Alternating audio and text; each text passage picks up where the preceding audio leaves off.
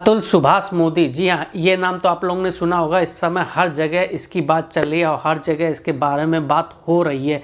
अगर आप लोग नहीं जानते तो मैं आप लोग को बता देता हूँ कि अतुल सुभाष मोदी कौन थे। अतुल एक एआई इंजीनियर थे जिनकी उम्र करीबन 34 साल थी और उन्होंने आत्महत्या कर ली अपनी बीवी के कारण, क्योंकि उनके ऊपर बहुत ढेर सारे, एक नहीं लगभग 9 झूठे केस उनके ऊपर लगा दिए गए, आरोप लगा दिए गए।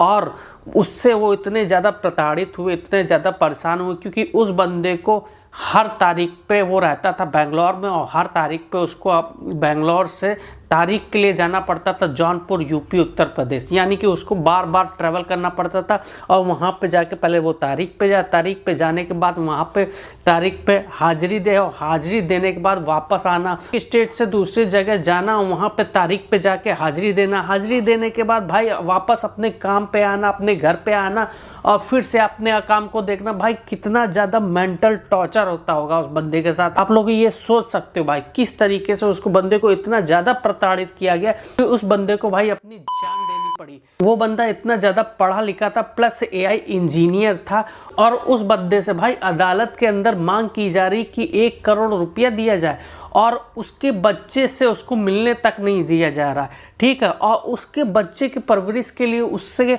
80,000 रुपये महीना मांगा जा रहा। भाई 80,000 में 4 साल के बच्चे की कौन सी परवरिश होती भाई?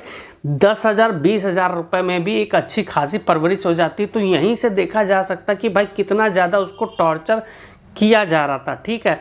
वहीं पे पहले एक वीडियो बनाया और प्लस 24 पन्ने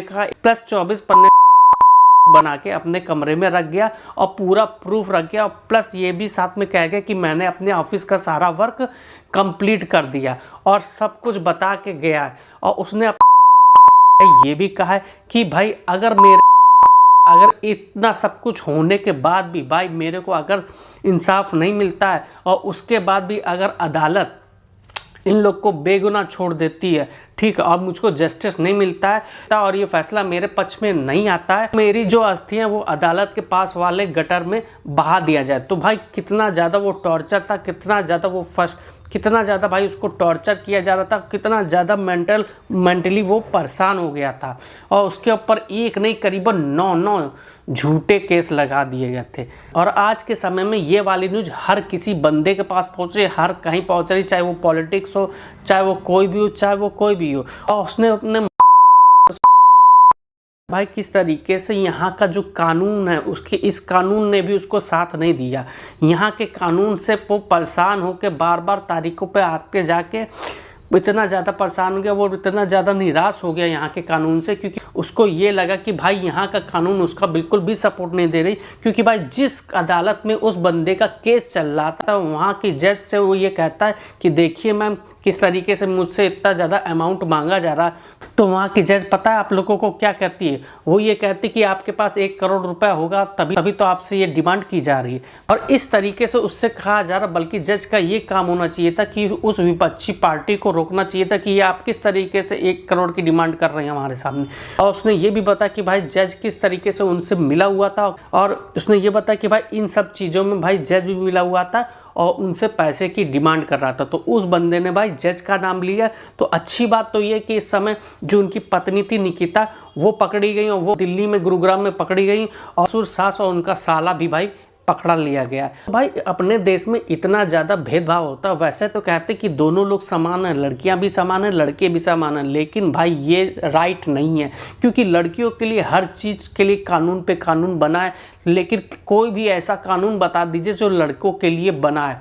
अगर कोई छेड़छाड़ होती या फिर कुछ भी होता तो उसके लिए हमेशा दोषी माना जाता है लड़कों को, कभी भी लड़कियों को कोई दोषी नहीं माना जाता। अगर कोई उत्पीड़न वाला केस भी होगा ना तो वो उसमें यही कहा जाएगा कि भाई लड़के वाले के तरफ से या फिर लड़का कर रहा होगा, लड़का पैसा मांग रहा होगा।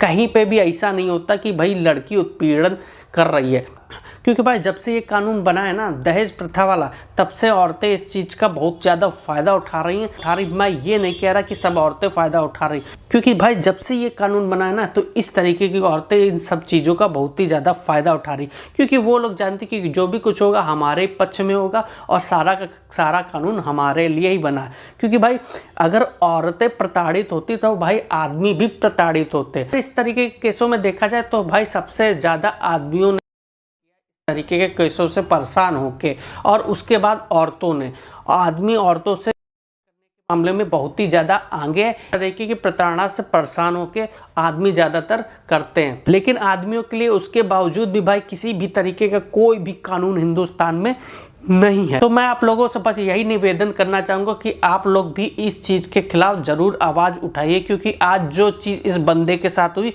कल को वो आपके साथ भी हो सकती, और भी बहुत लोगों के साथ हो रही है और बहुत लोगों के साथ हो सकती है। तो मैं आप लोगों से हाथ जोड़ के यह अनुरोध करता हूँ कि आप लोग भी इसके खिलाफ आवाज़ ज़रूर उठाइएगा। चलिए इस वीडियो को यहीं पर ख़त्म करते हैं और उम्मीद करते हैं कि अतुल भाई को इंसाफ मिलेगा। वैसे तो इंसाफ मिलने का क्या ही फ़ायदा, क्योंकि वो बंदा तो इस दुनिया से जा चुका है, लेकिन फिर भी उसकी आत्मा के शांति के लिए ये जस्टिस होना अनिवार्य है।